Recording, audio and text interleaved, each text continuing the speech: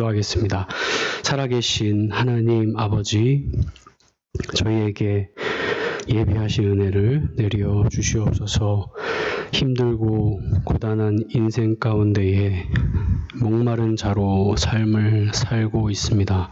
주님, 저희의 가란 영혼 위에 주님의 단비와 주님의 생명수를 허락하여 주셔서 이 땅 가운데에서 참된 하나님 나라의 기쁨을 맛보아 아는 우리 모두가 될 수 있도록 은혜를 내려 주시옵소서. 모든 것 주님께 의탁드리오며 살아계신 예수님 이름으로 기도합니다. 아멘. 중고청 아이들과 함께 독서 나눔을 하고 있습니다. 그 중에 한 대목을 좀 소개를 시켜드리고 싶습니다. 미하엘 엔데라는 작가가 쓴 마법학교라는 책인데요.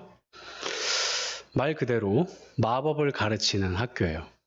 그래서 이제 수많은 학생들이 그 마법을 배우기 위해 모였습니다. 이제 한참 떠들고 있는데 한 길버라는 이름을 가진 선생님이 이제 들어오시는 거예요. 들어오시더니 아무 말씀도 안 하시고 자리에 턱하니 앉아서 멍하니 앉아 계시는 거예요. 학생들이 수근수근 거리기 시작했죠. 왜 안 가르쳐 주는 거야?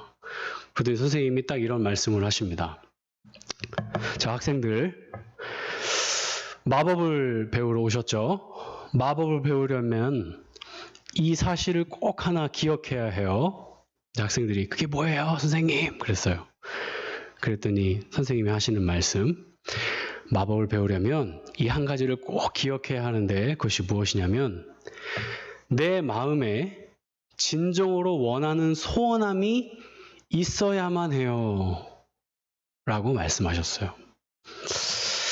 내 마음에 진정으로 원하는 소원함이 있어야만 마법을 배울 수 있다는 거예요. 마법을 부릴 수 있다는 거예요. 저는 이 대목을 보면서 여러 생각을 하게 되었습니다. 며칠간 좀 떠나지 않았는데 내 마음에 진짜 원하는 소원이 뭘까? 나는 정말 원하는 게 뭘까? 라는 질문 앞에 섰었습니다. 사도행전을 보면 마술사 시몬이라는 사람이 나오는데요. 사도들이 사람들에게 안수하고 성령 받음을 본 거예요. 그래서 그 마술사 시몬이 그 사도들을 찾아갑니다. 그래서 하는 말이 내가 돈을 지불할 테니까 당신들이 행하는 그 성령의 안수함을 나에게도 달라. 이렇게 말하죠. 길버 선생님의 말에 의하면 이 진정으로 이 마법을 부리는 이 일은 어떻게 보면 성령의 안수함과 성령의 나타나심을 경험하기 위해서는 내 마음에 진정으로 원하는 소원함이 있어야 하지 않을까요? 돈으로가 아니고요. 그래서 그 독서나눔 하는데 이제 옆에 예진이가 있어서 예진이에게 물어봤어요. 예진아, 너의 마음에 진정으로 원하는 소원함이 뭐니? 그랬더니 하는 말이 코로나가 잠잠해지는 거요 라고 말을 하더라고요. 그래서 아주 훌륭한 학생임에 틀림이 없습니다. 네. 한낱 마법조차 마음에 진정으로 원하는 소원함이 없다면 그 마법을 부릴 수 없다고 하는데 우리가 어찌 그 하나님의 영광을 경험하고 하나님의 그 신기한 능력을 체험하여 우리가 하나님 나라에 넉넉히 들어감을 얻을 수 있을까요? 내 마음에 진정한 소원함이 없이 말이죠. 사도 베드로는 오늘 이 서신을 통해 우리에게 귀한 깨달음을 선사해 줍니다. 시몬 베드로는 자신을 소개하기를 예수 그리스도의 사도요 종이라고 자기 자신을 소개합니다. 성경에는 두 가지의 개념이 공존하는데요. 그리스도의 종과 그리스도께 속한 자유자입니다. 쉽게 이해되지는 않지만 우리는 그리스도의 종의 신분과 그리스도께 속한 자유자로 이 세상을 살아갑니다. 죄의 종이 더 이상 아니며 의의 종으로서 그리스도를 쫓아 살아갑니다. 그 살아가면은 진정으로 예수 그리스도를 온 마음으로 사랑하며 자유함으로 그 길을 걸어갑니다. 주 안에서 부르심을 받은 자는 종이라도 주께 속한 자유자요. 또 이와 같이 자유자로 있을 때의 부르심을 받은 자는 그리스도의 종이니라. 고린도전서 7장 22절 말씀입니다. 우리는 이 종과 자유자라는 이 두 개념 사이에서 걸어가고 있습니다. 종이지만 자유자이고 자유자이지만 종입니다. 그 어디에도 매이지 않고 오직 그리스도께 매어버린 존재로 말입니다. 죄를 늘 범하는 유약함을 가진 존재이지만 동시에 그리스도의 능력으로 한없이 강한 존재이기도 합니다. 오라 나는 곤고한 자로다. 누가 이 사망의 몸에서 나를 건져내랴. 우리 주 예수 그리스도로 말미암아 하나님께 감사하리로다. 내 마음으로는 하나님의 법을, 내 육신으로는 죄의 법을 섬기노라. 이게 바울의 고백입니다. 바울이 그리스도를 알기 전의 고백이 아니고요. 그리스도를 알고 난 이후의 고백이에요. 자기 자신의 이 괴리감 속에 고백하고 있는 것이 보이죠. 내 마음으로는 하나님의 법을 섬기고 싶지만 내 육신으로는 또 죄의 법을 섬기고 있는 자유자이지만 종인 모습이 여전히 있는, 그러나 죄의 종이 아닌 의의 종으로서 그리스도를 좇지만 실패하기도 하지요. 그러나 다시금 그리스도의 능력으로 나 자신을 강하게 하여 그리스도께 감사하는 거죠. 그 두 개념 사이에서 우리는 함께 살아가고 있습니다. 이제 베드로는 자신이 가진 믿음을 이렇게 정해요. 베드로후서 1장 1절 한번 다 같이 읽어볼까요? 시작. 예수 그리스도의 종과 사도인 시몬 베드로는 우리 하나님과 구주 예수 그리스도의 의를 힘입어 동일하게 보배로운 믿음을 우리와 같이 받은 자들에게 편지하노니. 아멘. 자신이 받은 믿음의 출처가 바로 하나님 되시며 구원자 되시는 예수 그리스도의 의에 의해 얻게 되었음을 밝힙니다. 나의 믿음이 하나님과 그리스도 구원자 되시는 그리스도의 의로부터 얻게 된 믿음이다. 그런데 이 믿음이, 내가 가진 이 믿음이 너희 수신자들도 동일하게 보배로운 믿음으로 가졌다라고 고백합니다. 그래서 원어에 보면 하나의 믿음입니다.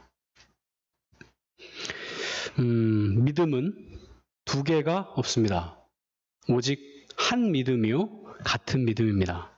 이 믿음은 오직 예수 그리스도의 의에 의해 우리에게 주어진 믿음뿐입니다. 그러므로 자랑하려거든 주 안에서 자랑해야 하는 것이죠. 우리가 받은 믿음이 곧 사도들이 받은 믿음이요. 그래서 우리는 한 형제요 자매가 되는 것입니다. 아브라함과 석현이가 한 형제예요. 그러한 자들에게 하나님과 예수 그리스도를 알므로 은혜와 평강이 더욱 많을 것임을 간구합니다. 한번 생각을 해보죠. 왜 2절에서 하나님과 우리 주 예수를 알므로 은혜와 평강이 더욱 많을 거야 라고 베드로가 말했을까요? 안다는 것이 도대체 무엇일까요? 3절에도 우리를 부르신 자를 알므로 라고 되어 있죠. 5절에도 있습니다. 8절에 보면 주 예수 그리스도를 알기에, 그죠? 이 짧은 본문 가운데 베드로는 굉장히 많은 부분을 안다는 단어를 사용하고 있는데요. 그 이유가 뭘까요? 히브리어로 야다, 그리고 헬라어로 기노스코라는 이 단어가 다 알다라는 뜻입니다. 그 의미를 조금 상고해 보고자 합니다. 굉장히 중요하니까 잘 들어주셨으면 좋겠습니다. 어떤 대상을 깊이 인식하고 이해하며 그 대상을 연구하고 조사하여 신뢰하게 되고 확신에 거하게 되는 거예요. 그리고 그 확신으로 순종의 삶으로 나타나는 것을 모두 함의하는 단어가 알다입니다. 굉장히 풍성한 의미를 담고 있지요. 여기에 기초하는 것은 인격적이고 실제적인 교제와 관계를 통해 그 대상을 알게 되는 거예요. 마치 내가 결혼하기 전에 저의 지금 현재 아내를 알던 것과 결혼한 이후에 지금 현재 아내를 아는 것은 차이가 극명하죠. 그런 것과 같습니다. 이 헬라와 히브리어에 기록된 이 알다라는 의미는 그 이전의 상태는 아는 것의 부족함이에요. 이것이 진짜 참으로 알다는 의미예요. 속속들이 모든 것들을 풍성하게 아는 것을 의미합니다. 그리고 그 관계에는 반드시 사랑이 전제가 되며 근거가 됩니다. 즉, 깊은 사랑의 관계 안에서 인격적이며 실제적인 교제가 이루어짐이 곧 알다라는 의미입니다. 그러므로 베드로 사도는 이와 같이 하나님을 알음을 통해서 생명과 경건의 모든 것들을 하나님께서 자신의 신적인 능력으로 허락하심을 기록하고 있는 거죠. 하나님께서 자신의 소유하신 영광과 탁월함에 의해 우리를 부르셨음을 강조합니다. 오늘 본문 3절인데요. 제가 같이 한번 읽어볼까요? 시작. 그의 신기한 능력으로 생명과 경건에 속한 모든 것을 우리에게 주셨으니 이는 자기의 영광과 덕으로서 우리를 부르신 자를 알므로 말미암음이라. 네. 그렇다면 이 질문 앞에 서게 됩니다. 그럼 나는 진짜 하나님을 이렇게 알고 있는가? 차원이 다른 질문이 되는 거예요. 내 마음의 진정한 소원함은 무엇인가? 어느 정도 맞닿아 있죠. 이 질문 앞에 반드시 서야 합니다. 오늘 설교의 가장 중요한 포인트가 이것입니다. 나는 진정 하나님을 알고 있는가? 결국 하나님은 나와 진정한 교제를 누리시기 위해 이 땅으로 부르신 것입니다. 다른 이유가 아니에요. 이 땅에 와서 너 자녀 좀 잘 키워줘. 이 땅에 와서 큰 일을 좀 해줄래? 큰 교회를 좀 세워줘. 아니면 큰 복음의 사역을 좀 감당해줘. 보다 더 중요한 건 내가 누군지 알았으면 좋겠어. 내가 널 위해 행한 일이 얼마나 크고 위대한지 한번 놀라줬으면 좋겠어. 너의 생명의 주인이 나 여호와 하나님임을 좀 알아줬으면 좋겠어. 그것 때문에 부르신 거예요. 다른 거는 다 부차적인 거예요. 직업도, 모든 것들이. 그것보다 더 우선시 되는 것은 없습니다. 하나님의 부르심의 핵심은 나와 교제하심이에요. 그래서 인격적인 하나님이시죠. 그렇지 않았다면 로봇으로 불러서 자기의 칩셋 그냥 하나씩 다 껴서 하나님 나라 이루시면 되는, 참여하는 자로 부르시는 거예요. 아, 정말 놀랍죠? 신의 성품에 참여하는 자로 부르시는 거예요, 여러분. 이따가 설명을 드릴게요. 어떤 의미인지. 세상에서 썩어질 것을 피하여서 말입니다. 이 모든 하나님의 사역을 설명하면서 베드로 사도는 우리에게 귀한 당부를 남기는데요. 그게 5절부터의 내용입니다. 베드로는 5절에서 이 일에 있어서 더욱 힘써 공급할 것을 말합니다.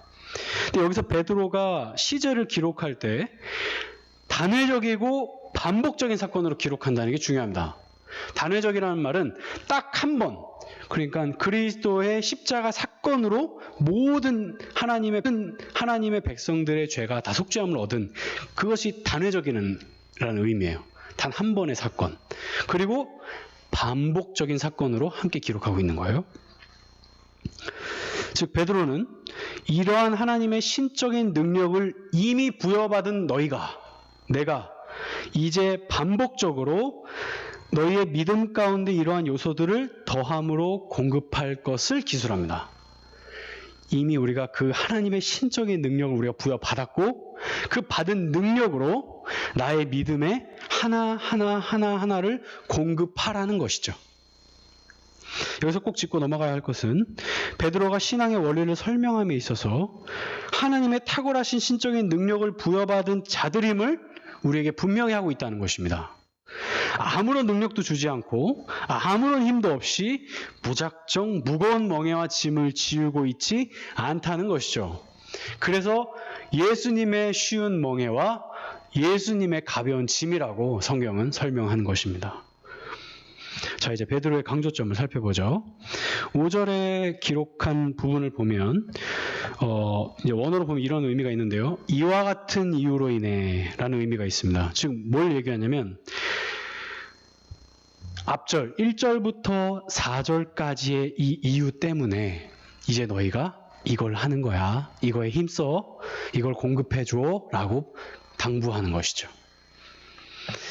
성경은 크신 하나님의 사역과 그와 함께 그 길을 걷는 인간의 믿음을 함께 다룹니다. 하나님의 사역만 말씀하시지 않고요. 인간의 일만 말하지 않아요. 둘 다를 얘기합니다. 크신 하나님의 사역과 인간의 믿음. 그죠? 이 두 가지가 다 있습니다. 이것이 하나님께서 자신의 사역을 이루어가시는 지혜의 방식입니다. 하나님은 돌을 들어서도 찬양을 받으실 수 있는 분이신데도, 인간의 도움이 필요하지 않으신데도 하나님께서는 그 자신의 사역을 피조물이며 인격체이며 하나님의 영을 가진 존재인 인간과 함께 이루어가시기를 기뻐하셨습니다. 이것이 하나님의 지혜의 방식이에요. 이제 나오는데요. 4절 말씀. 신의 성품에 참여하는 자가 되게 하셨으니, 이 말이 무슨 의미냐면요. 승기에게 하나님이 말씀하신 내용이에요. 들어보세요. 하나님의 성질과 하나님의 성장에 부녀자로, 친구로, 동역자로 승기를 부르시고 삼으셨다는 거예요. 승기를 창조하신 그 하나님의 성질을 내가 함께 공급받고 나누고 경험하고 누리고 기업과 유산 여기에 참여하는 자로 여러분을 부르셨다는 의미입니다. 정말 엄청난 자를 초대하지 마세요. 마치 어떤 이런 표현이 될지 모르겠는데, 우리 집에 제가 애완견을 키웁니다. 그 애완견을 키우는데 제가 그 애완견을 저랑 동급으로 여겨주는 거예요. 이러면 조금 느낌이 올까요? 말도 안 되잖아요. 저랑 동급으로 여기는 거예요. 제가 누리는 모든 자유를 그 애완견에게도 주고, 제가 모든 맛있는 먹는 것을 애완견에게 동일하게 주고, 내가 갖는 모든 좋은 것을 그와 함께 공유하는 거예요. 말이 안 되죠. 그럴 수 없잖아요. 그러면 안 되는 거잖아요. 왜 나는 인간이고 여기는 애완견인데. 그런 의미. 도저히 상종할 수 없는 그 하나님과 인간과의 그 관계 가운데에서 하나님께서 친히 충만하신 사랑과 긍휼과 자비하심으로 자신의 성질을, 자신의 그 성품과 속성과 그 유산과 기업을 그리스도를 통해 함께 나누시겠다고 작정하신 거예요. 그걸 여러분에게 주신 거예요. 선물로. 돈 바라시지 않고. 그게 여러분이 받은 선물입니다. 하나님께서 예수 그리스도를 통해 우리에게 이 유산과 기업으로 이 모든 것을 허락해 주신 것입니다. 그래서 성경은 말하기를 예수 그리스도는 우리의 지혜와 의로움과 거룩함과 구속함이 되셨다고 말합니다. 나의 지혜가 그리스도로부터, 나의 의로움이 그리스도로부터, 나의 거룩함이 그리스도로부터, 나의 구속함이 그리스도로부터 말미암는다고 성경이 기록하고 있는 거예요. 나의 노력, 나의 열심? 아니요. 그리스도로부터요. 이것이 복음입니다. 그러므로 하나님께서는 우리에게 그리스도의 모든 영광에 동참하는 기쁨과 그 능력의 부요함을 허락해 주신 것이죠. 바로 하나님의 신적인 능력으로 말입니다. 그게 바로 3절에 기록된 그의 신기한 능력으로 생명과 경건에 속한 모든 것을 우리에게 주셨다라고 말씀하시는 것이죠. 그렇다면 하나님께서는 왜 자신의 신성을 홀로 소유하시고 인간을 그저 부리셔도 될 일을, 그것이 더 쉽고 간단한 일일 텐데 그렇게 아니하시고 인간과 함께 자신의 나라를 세워 가시기를 기뻐하셨을까요? 정말 나처럼 형편없는 나와, 그렇잖아요? 너무나 유약한 나와 그 하나님의 놀랍고 영광스러운 그 나라를 함께 만들기를 원하셨다는 거예요. 왜요? 왜일까요? 그 말씀이 여기 나옵니다. 하나님이 모든 사람을 순종치 아니하는 가운데 가두어 두심은 모든 사람에게 긍휼을 베풀려 하심이로다. 하나님의 자비하심과 하나님의 긍휼하심이 얼마나 큰지를 보여주고자 이 죄악이 많은 나를 하나님께서 교제하기를 원하셨던 것이죠. 그래서 그리스도의 생명과 나의 생명을 맞바꾸시는 거예요. 왜요? 나와 교제하기 위해서. 내가 어떠한 존재인지를 깊이 알려주기 위해서 말이죠. 그래서 그 개념을 한마디로 정의하면 하나님을 아는 것입니다. 하나님께서 자기 자신을 계시하셨고 성경을 통해 우리는 그 성경을 통해 그리스도를 알고 하나님을 아는 이 관계가 하나님께서 우리를 부르신 목적입니다. 이제 베드로는 이러한 차원에서 수신자들에게 더욱 힘써 그들이 부여받은 믿음을 견고히 할 것을 강조합니다. 우리의 믿음이 자라나는 과정을 이제 5절부터 설명을 하는데요. 그 과정은 다음과 같습니다. 저를 보십시오. 믿음에 덕을 더하고 이 덕에 지식을 더하고 이 지식에 절제를 더하고 절제에 인내를 더하고 인내에 경건을 더하고 경건에 형제 우애를 더하고 형제 우애에 사랑을 더하는 거예요. 되게 많은 것 같죠? 굉장히 중요한 거예요. 그 많은 단어, 정말 수도 없이 많은 단어 중에 베드로 사도가 자신의 죽음 임종을 앞두고 수신자들에게 쓴 편지의 내용이니 얼마나 중요한 내용이겠어요? 우리 하나하나 살펴보도록 하겠습니다. 여기에 기록된 덕은 하나님께서 소유하신 탁월한 도덕적 선함입니다. 하나님의 생각과 감정과 행동의 덕스러운 과정을 말합니다. 순결하고 겸손으로서의 특별한 도덕적 탁월함을 의미합니다. 우리가 여기서 알 수 있는 한 가지, 인간적인 덕스러움을 의미하지 않음을 알 수 있습니다. 우리 인간이 고안해낼 수 있는 노자가 말한 도덕경의 수준을 의미하지 않는다는 것을 우리가 알 수 있겠죠. 하나님의 탁월한 도덕적 특별하심이에요. 무엇을 말해줄까요? 하나님의 신적인 능력으로 우리에게 부어졌고 받아 누리게 된 하나님의 탁월하심을 우리의 믿음에 더하라는 것입니다. 내가 고안해낸 덕이 아니라, 덕스러움이 아니라 하나님의 신기한 능력, 그 신적인 능력으로 내가 부여받은 그 하나님의 그 탁월하심을 나의 믿음에 더하라는 것이죠. 그럼 이것이 어떻게 가능할까요? 우리의 거룩함이 되신 예수 그리스도를 통해서 가능합니다.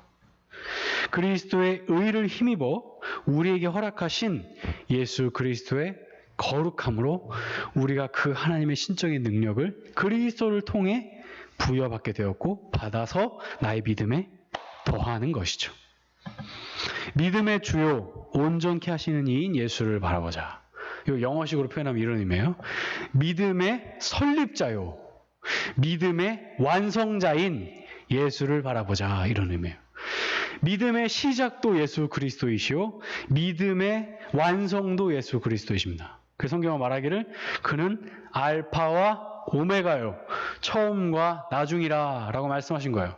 그래서 우리의 믿음은 그리스도의 믿음으로 시작하여 그리스도의 믿음으로 마치는 것입니다. 그 하나님의 능력이신 그리스도를 통해 하나님의 탁월하신 덕을 부여받아 우리의 믿음에 공급하는 것입니다. 이 방식은 반드시 하나님을 알므로부터 주어집니다. 그래서 그 덕에 지식을 더하는 거예요. 하나님을 알므로 더하는 거예요. 원래 하나님을 아는 것은 하나님께서 우리에게 허락하신 계시 안에서만 이루어집니다. 그래서 우리는 그거를 특별 계시라고 부르는 거죠. 하나님의 백성에게만 주신 그 계시, 그것이 바로 이 성경 말씀인 것이죠. 아무리 건강한 화초라 할지라도 지속적인 물과 거름, 빛을 제공하지 않으면 말라 죽고 맙니다. 우리의 몸 역시 영양소를 지속적으로 공급하지 않고서는 살 수가 없습니다. 은혜의 방편은 그래서 이 말씀과 이 말씀을 기초로 한 하나님과의 교제인 기도, 그리고 이 보이는 말씀인 성례로 우리에게 주어진 것이죠. 그리고 이제 그 지식, 하나님을 알매 절제를 더합니다. 여기서의 절제는 금욕주의를 말하지 않습니다.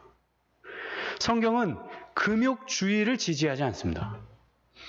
세상을 떠나 사는 자가 아닌 세상 가운데 빛과 소금으로 살아가는 것이 우리의 삶입니다. 절제의 기본 개념은 원어로 보면 나의 삶의 주도권을 그리스도께 드리는 거예요. 이게 절제예요.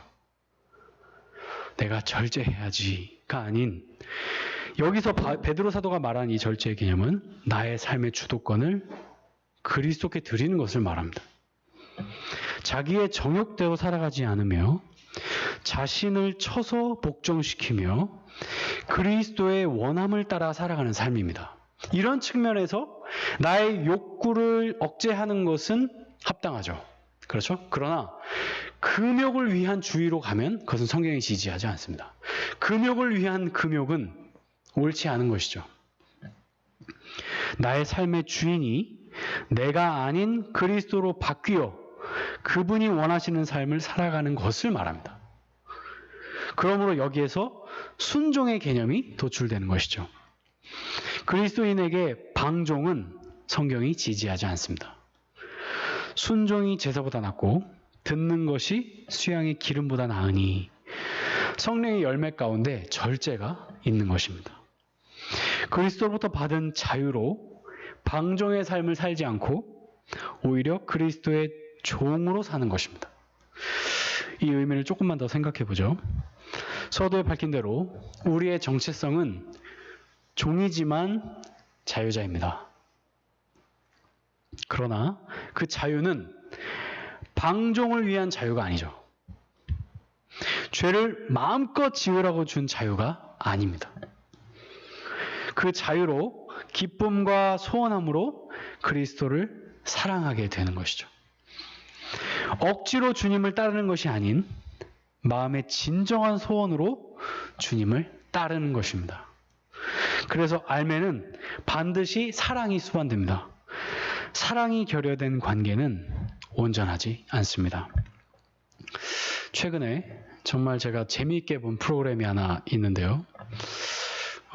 이제 남녀가 한 공간에 모여서 말 그대로 사랑을 이제 쟁취하는 그러한 프로그램이었습니다.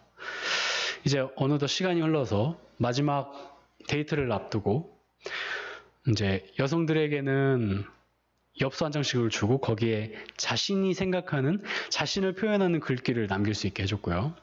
그 남긴 그 엽서를 모아서 남자분들에게 전달합니다. 당연히 이름이 안 적혀 있어요. 그 남자들이 그것을 하나씩 자기가 가져서 그 엽서의 주인공인 사람을 찾아가는 거예요. 당연히 이 남성분들도 여성분들도 각자가 원하는 자신의 연애 상대들이 있었겠죠.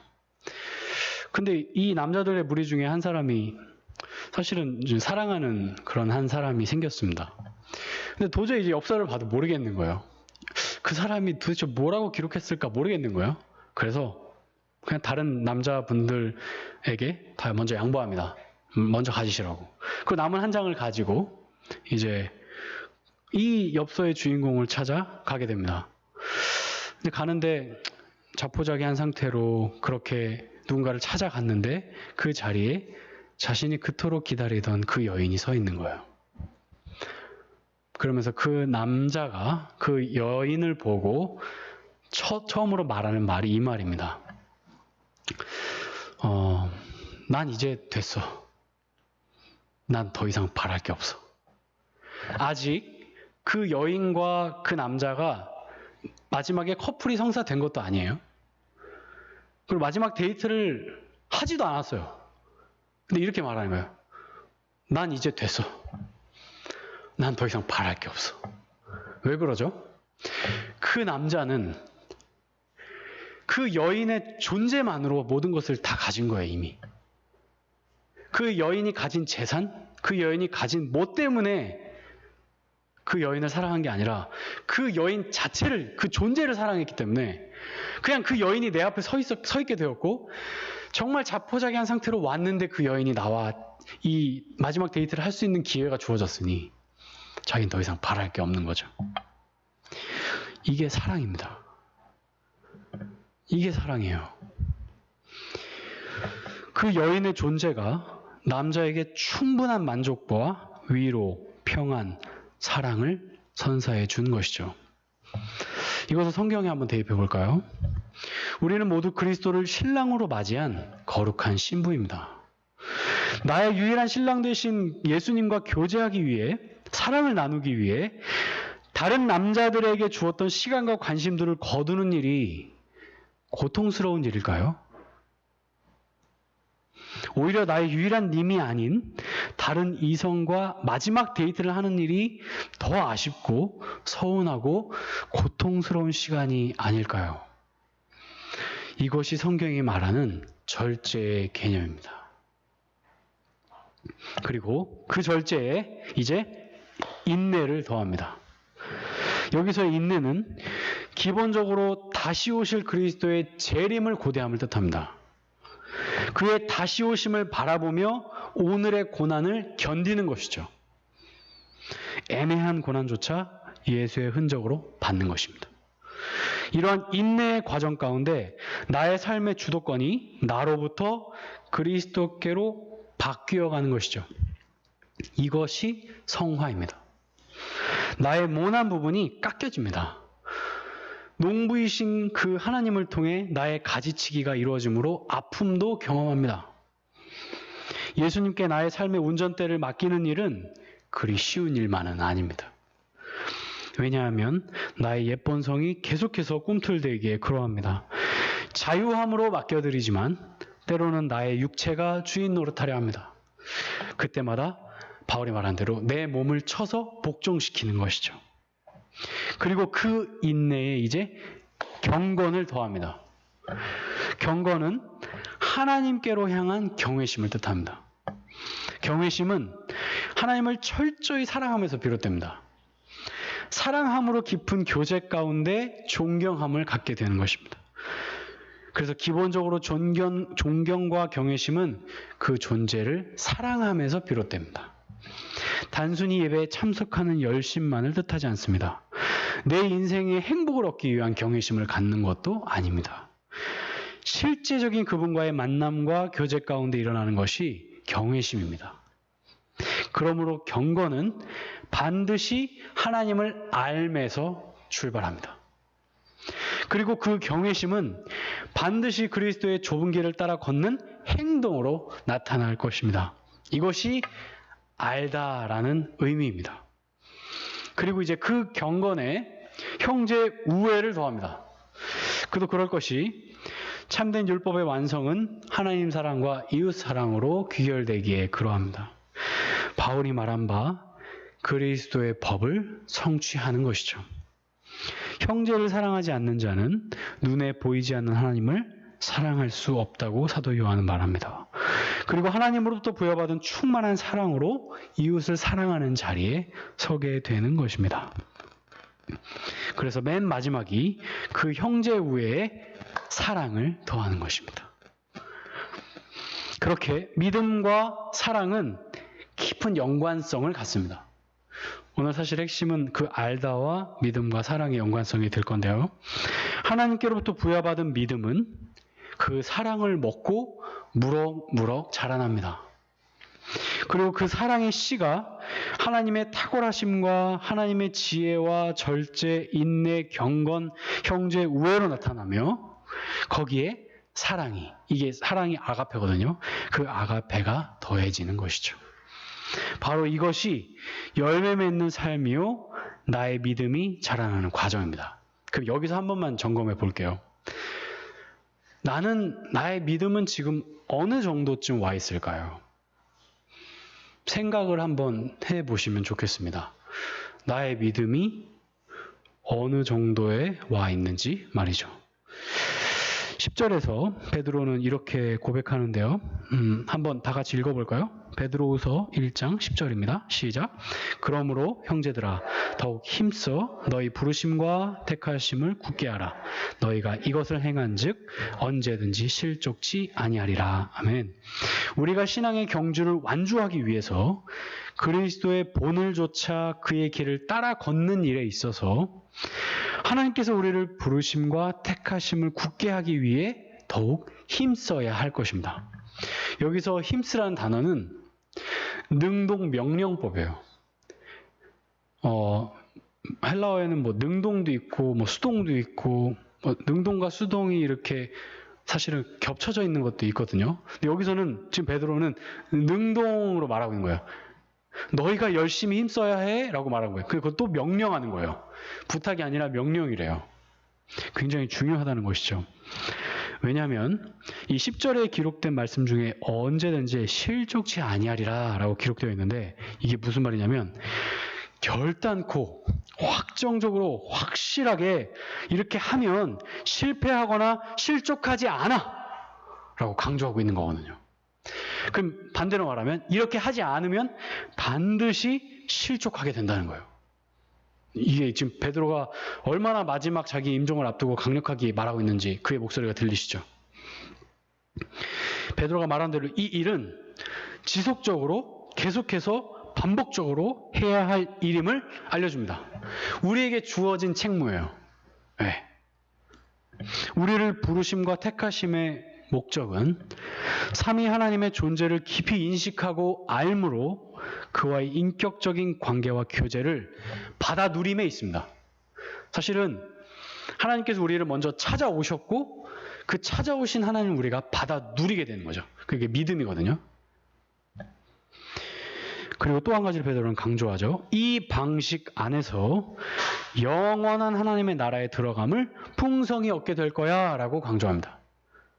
이 모든 일련의 과정들을 다 설명하고 나서 11절 이같이 하면 우리 주 곧 구주 예수 그리스도의 영원한 나라에 들어감을 하나님께서 넉넉히 너에게 주실 거야 라고 말씀하고 있습니다.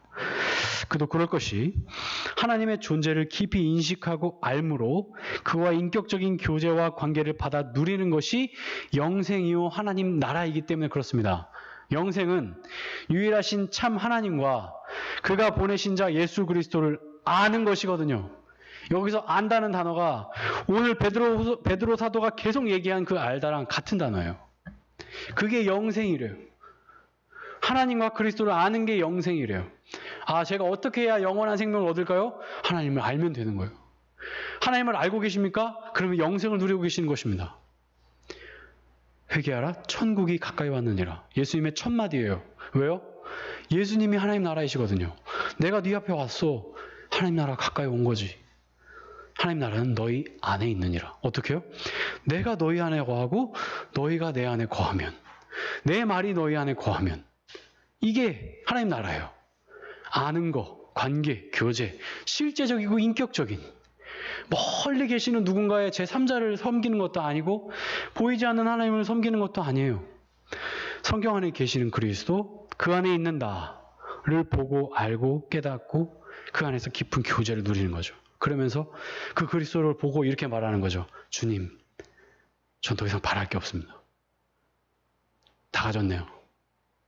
전 이제 됐습니다. 이런 고백이 나오는 거예요. 비로소 그 여인을 보고 아무것도 바라는 게 없는 거예요.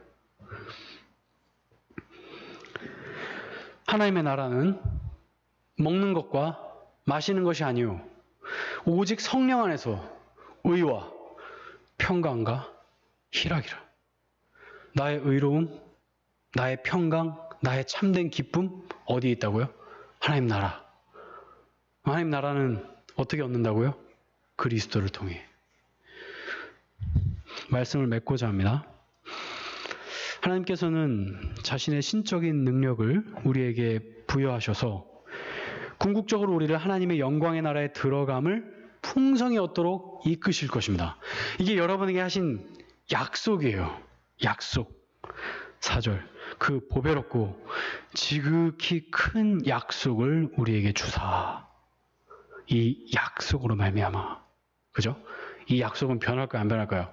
정빈아, 시연이가 장난감 준다고 약속했지. 그러면 줘, 안 줘? 안 줄 때도 있을 거야. 근데 하나님은 나 너 줄 거야. 그럼 주는 거야. 하나님이 정빈이에게 내가 내 생명을 너한테 줄 거야. 그러면 반드시 주신다는 거예요. 이거는 변함이 없어요. 그래서 약속이에요. 그 방식은 그리스도를 통해 부여받은 믿음으로 받아 누리게 됩니다. 그리고 그 믿음 안에 하나님의 탁월하신 능력을 더하고 거기 안에 하나님을 알을 더하고 거기 안에 절제를 더하고 거기 안에 인내를 더하고 경건을 더하고 형제 우애를 더하고 사랑을 더하는 거예요. 이거에 힘써 행하라 라고 사도 베드로는 명령합니다. 믿음이라는 큰 보자기 안에 담고 담는 거예요. 이게 중요해요. 믿음에서 다음 단계, 이게 아니에요. 믿음이라는 큰 보자기 안에 하나씩 담는 거예요. 하나님의 탁월하신 능력을, 그리고 거기에 하나님을 알아가는 것을, 그리고 거기에 나의 주도권을 그리스도께 드리는 걸로, 그리고 거기에 내가 다시 오실 그리스도를 기다리는 소망으로, 인내로, 그리고 거기에 그리스도를 경외하는 마음의 경건으로, 그리고 거기에 형제를 사랑함으로, 우애로, 거기에 사랑 아가페로 더하는 거예요. 그럼 내 믿음이 어떻게 되겠어요? 풍성해지는 거죠. 그게 바로 믿음이 자라나는 과정입니다. 믿음으로 말미암아 그리스도께서 너희 마음에 계시게 하옵시고 너희가, 이게 중요해요, 사랑 가운데서 뿌리가 박히고 터가 굳어져서, 믿음으로 말미암아 사랑 가운데서 뿌리가 박히고 터가 굳어지는 거예요. 맨 처음이 믿음이었죠. 맨 마지막이 사랑이에요. 이걸 얘기한 거예요. 에베소서 말씀이. 그래서 우리의 신앙은 믿음으로 시작하여 믿음으로 마치는 것입니다. 그 믿음이란 요소 안에는 오늘 베드로 사도가 말한 모든 내용이 함의되어 있습니다. 그럼 나의 믿음은 지금 어떠한가요? 윤빈아. 나의 믿음은 지금 어떠합니까? 어떠한 믿음입니까? 겨자씨만한 믿음만 있어도 이 산을 명하여 저리로 옮기라 하면 옮겨진다고 하였습니다. 무리를 걸을 만한 믿음을 우리는 소유하였나요? 죽은 자가 다시 살아날 것을 믿으시나요? 그리스도께서 3일 만에 부활하실 것을 믿으시나요? 나의 옛사람이 죽고 새 사람으로 새롭게 되어짐을 믿으시나요? 우리 교회가 건강하게 세워질 것을 믿으시나요? 우리 가족 모두가 그리스도를 사랑하게 될 것을 믿으시나요? 무엇을 믿으시나요? 나의 취업이 될 것을 믿으시나요? 우리의 자녀들이 건강하게 자랄 것을 믿으시나요? 어떤 것을 믿고 계신가요? 내 마음의 진정한 소원은 무엇인가요? 한 가지를 바랄 수 있다면 그것이 무엇일까요?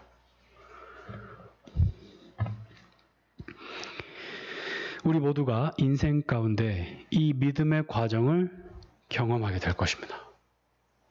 이 믿음의 과정을 지탱하는 힘은 바로 하나님의 신적인 능력에 있습니다. 그 신적인 능력을 우리에게 주셨다라고 말씀하십니다. 그리스도와 연합함으로 그로부터 자양분을 공급받아 건실한 열매를 맺게 될 것입니다. 승기야.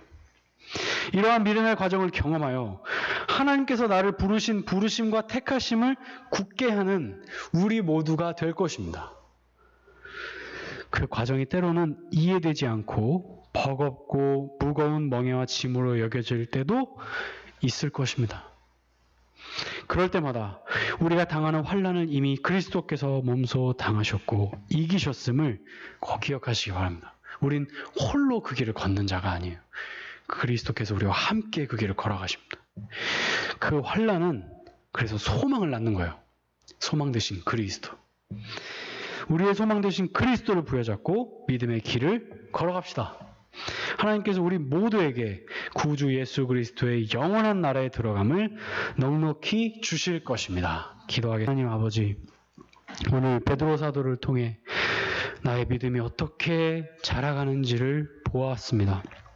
하나님, 우리의 연약한 믿음 위에 베드로 사도가 말한 모든 것들을 부어 주시옵소서.